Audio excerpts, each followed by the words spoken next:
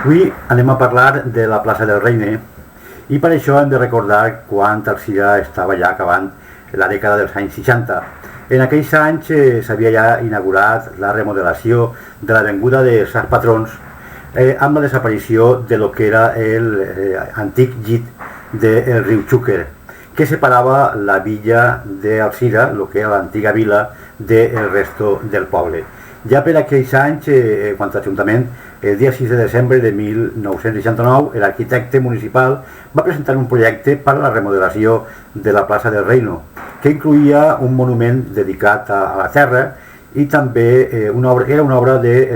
l'arquitecte Octavio Vicent, que en 1972 es començà ja a dissenyar el monument i que l'estàtua que està en la cúspide d'aquest monument és de la diosa Ceres, que és la protectora de l'agricultura. Més baix ja tenim el pedestal que representa al llaurador valencià. Van acabar les obres en juliol de 1972 i a partir d'ahir van ser inaugurades en aquestes festes tradicionals dels patrons d'Alzira, que són Bernat, Maria i Gràcia. En l'actualitat, la plaça del Reine continua seguint aquest centre neuràlgic on els alzirenys